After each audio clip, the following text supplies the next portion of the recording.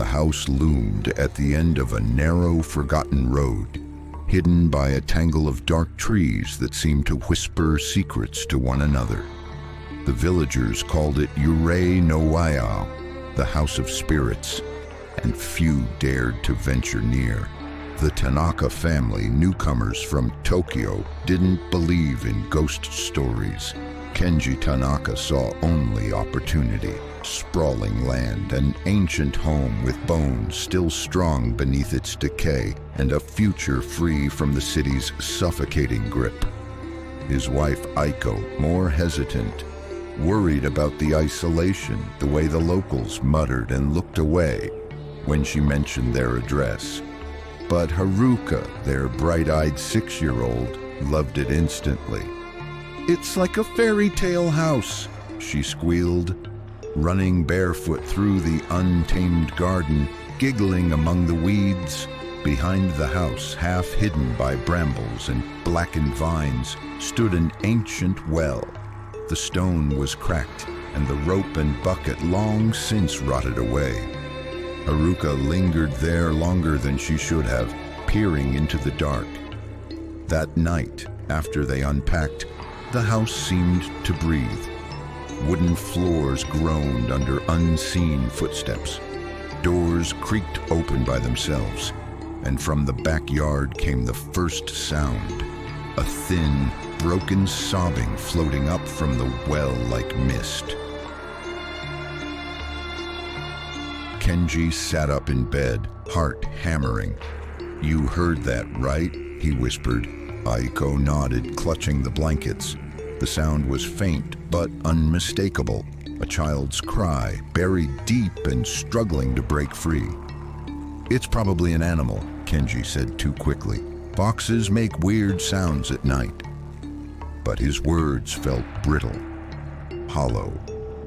Haruka slept peacefully, though her fingers clutched the sheets tightly, her lips moving as if whispering to someone unseen. And the next morning, Haruka stood by the kitchen window, staring into the garden. "Big sister is sad," she said calmly, spooning cereal into her mouth without looking away. Kenji exchanged a nervous glance with Aiko. "Who's big sister, sweetie?" Aiko asked gently. "The girl in the well," Haruka said matter-of-factly. "She lost her mommy and daddy. She says she wants mine." Aiko dropped her coffee cup. It shattered across the kitchen floor, shards skittering like tiny knives. That day, while Kenji worked to clear the garden, Haruka sat cross-legged by the well, singing softly. He caught snatches of the song, an old lullaby his grandmother used to hum, but no one had taught it to Haruka. The wind shifted, and Kenji could have sworn he heard a second voice, higher, thinner, singing in perfect harmony. He told himself it was just the echo. That night, the sounds escalated. There were wet, dragging footsteps in the hallway, the sound of nails scratching against the bedroom door, a child's laughter, sharp and wrong, coming from inside the walls. Haruka began sleepwalking, her eyes blank, her feet trailing mud across the wooden floors.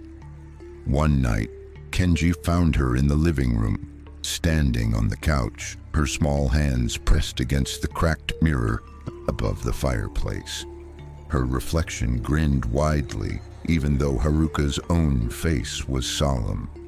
The mirror spiderwebbed with cracks as Kenji pulled her away. Haruka cried then, but not in fear.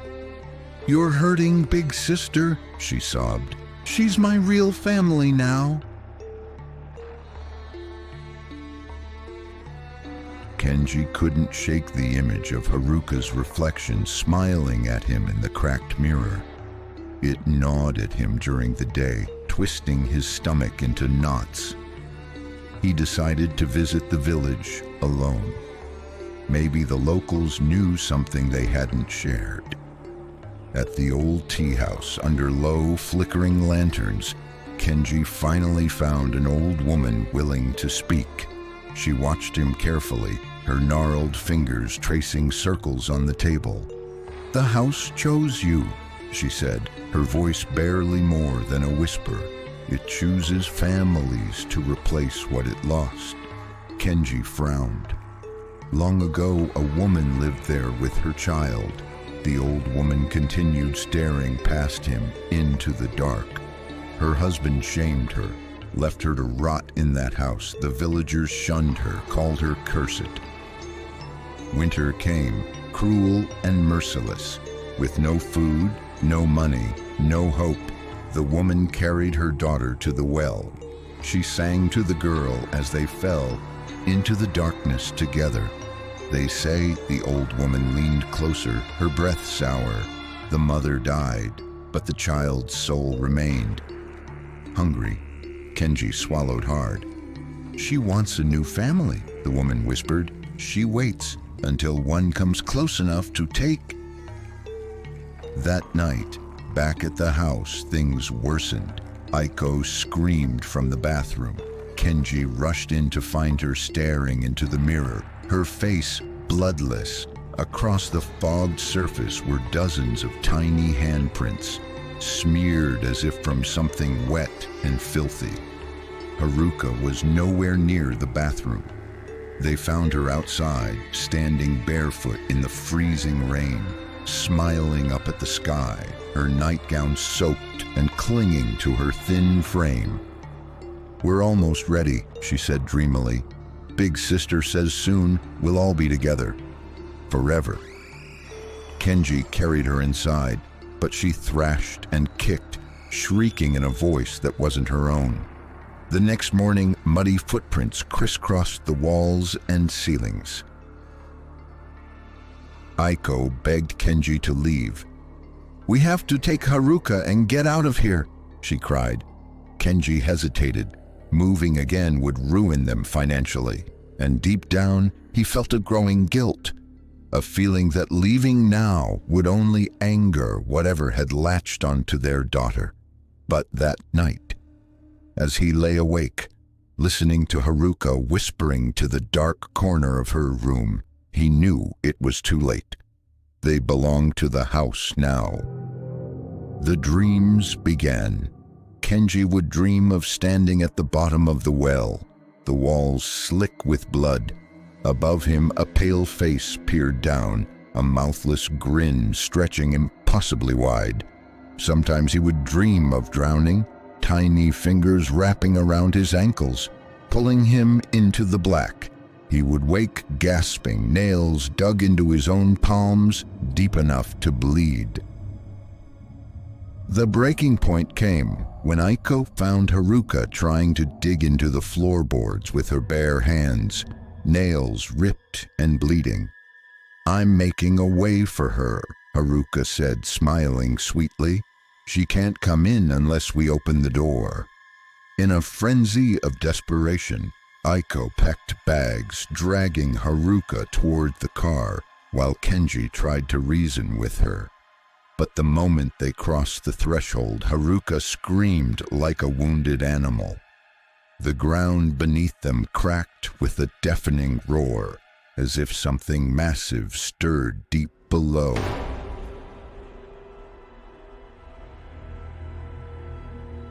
The air grew thick and heavy. Invisible hands clawed at their clothes, pulling them back toward the house. Haruka twisted violently in Aiko's arms, her mouth stretching unnaturally wide as she shrieked, "You can't leave! She won't let you!" Thunder shattered the sky as Kenji wrestled open the car door. For a moment, it seemed they had escaped. But when Kenji looked back at the house, he saw them. Two figures standing side by side at the shattered window, Haruka and a dark, skeletal girl with empty eyes and a smile that spoke of endless hunger. For 3 days, the Tanakas stayed holed up in a cheap motel on the edge of town. The rain didn't stop.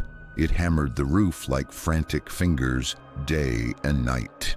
Haruka barely spoke. When she did, it was to the empty air beside her. She would tilt her head and whisper to something no one else could see. Aiko grew thinner, her face hollowed by sleepless nights. Kenji too felt himself fraying, slipping into a waking nightmare where time blurred and reality bent. They should have left town, but Kenji kept stalling.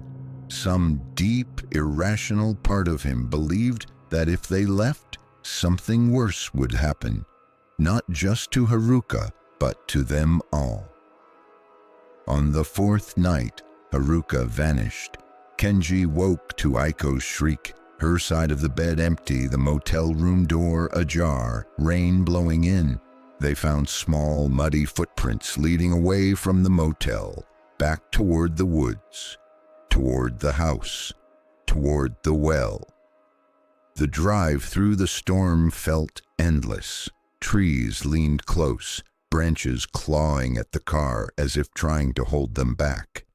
When they finally reached the house, the front door stood wide open, swinging in the wind. Inside, the house had changed. Mold bloomed across the walls in black, writhing patterns. The air smelled thick of rot and wet earth, and everywhere, as smeared across the floors, the walls, even the ceilings, were handprints. Tiny, child-sized handprints, crusted with mud and something darker. The sobbing rose again, louder now, desperate and broken. Aiko clutched Kenji's arm so tightly her nails drew blood. "We have to find her," she whispered, voice shaking, "before she's gone." They found Haruka by the well. She stood on the edge, barefoot, her soaked nightgown clinging to her small frame. Her hair hung in wet, limp strings across her face. At first, she didn't turn as they called her name. Then, slowly, she did. And the thing that wore their daughter's face smiled at them. A smile far too wide, splitting the skin at the corners of her mouth. "You came back," Haruka said, but her voice was layered 2 tones at once. Haruka's and something older, raspier, hungry. "Now we can be a family. Forever." Without hesitation, she stepped backward into the well. Aiko screamed. Kenji lunged.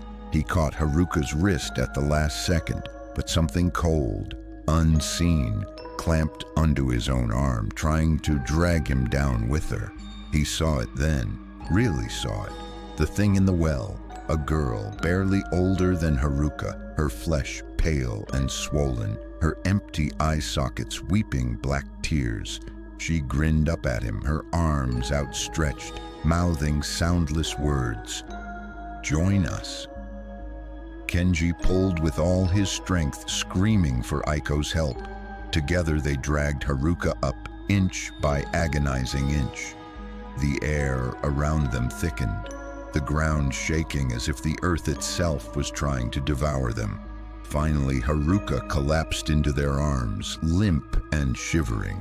But as Kenji turned to run, he heard the voice, right behind his ear, close enough to feel the cold breath. "You can't save her." They fled the house, not daring to look back. The moment they crossed the threshold, the entire house gave a low, groaning sigh, and then collapsed inward as if sucked into the earth. The well remained, though, intact, waiting. Even as the wreckage smoldered, even as rain poured down, the faint sound of crying floated from its depths. Weeks passed. The Tanakas moved to a new city, desperate to leave everything behind. Haruka seemed normal at first. She smiled, she laughed, she played with other children. But sometimes late at night, Kenji would wake to find her standing by his bed, staring at him with eyes too dark, too deep. Sometimes he would catch her humming that old lullaby, the one she should never have known.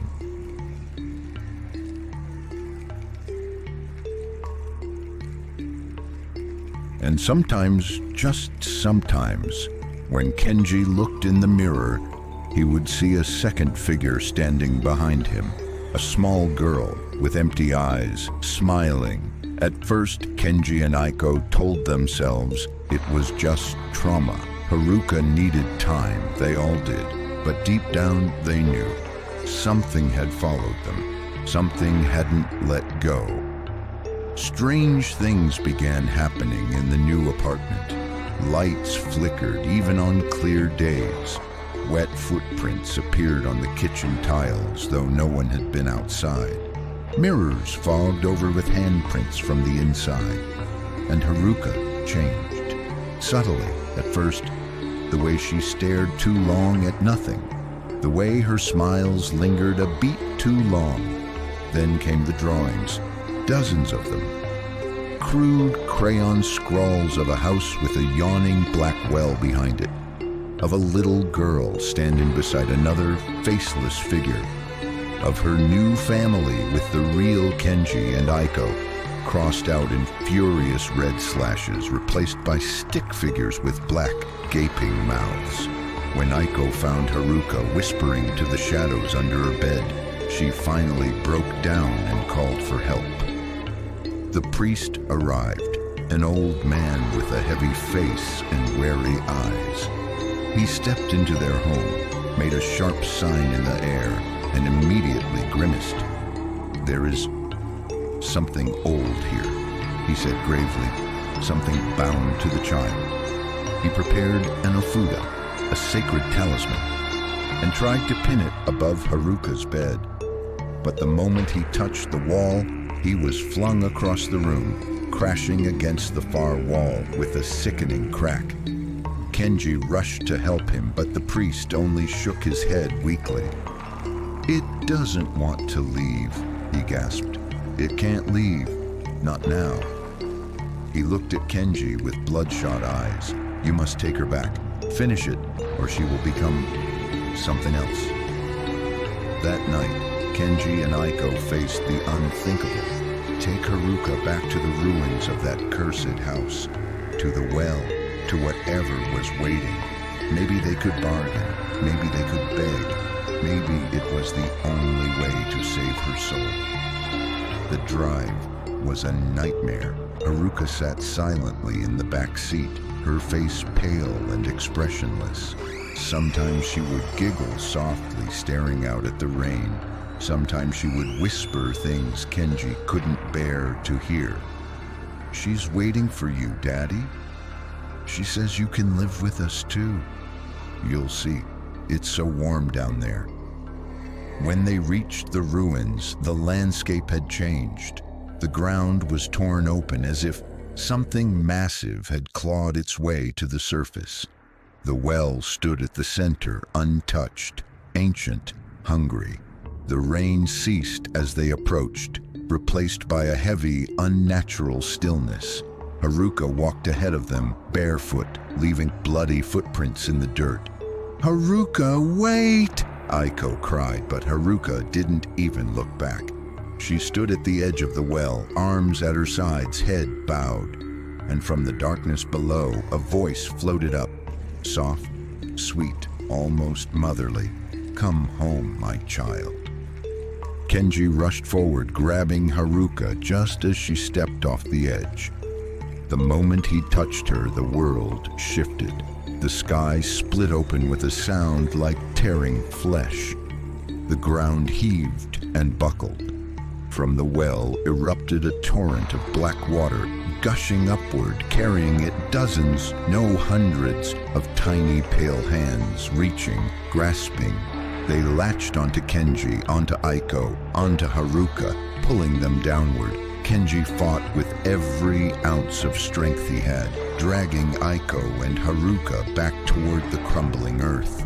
Through the chaos, he saw her, the girl from the well, standing atop the black water, her face split in a jagged grin, her hollow eyes locked onto him.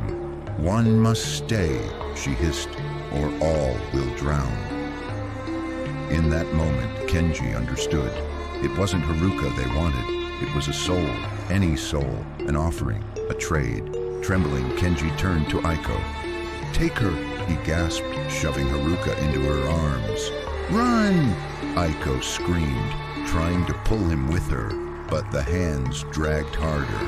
Kenji smiled at her one last time, a broken, bloodied smile, before the black water swallowed him whole. When Aiko and Haruka stumbled back to the car, the earth behind them caved in completely, sealing the well under tons of rock and mud. Kenji was gone. The well was gone. But something had been satisfied, for now. Years later, Haruka would grow up, quiet, reserved, always a little apart from the others. She would sometimes wake screaming in the night, her dreams filled with the sound of rushing water and tiny, cold hands. And sometimes, when she stood near a mirror or a still pond, she would see him, Kenji, standing far below the surface, smiling sadly, waiting.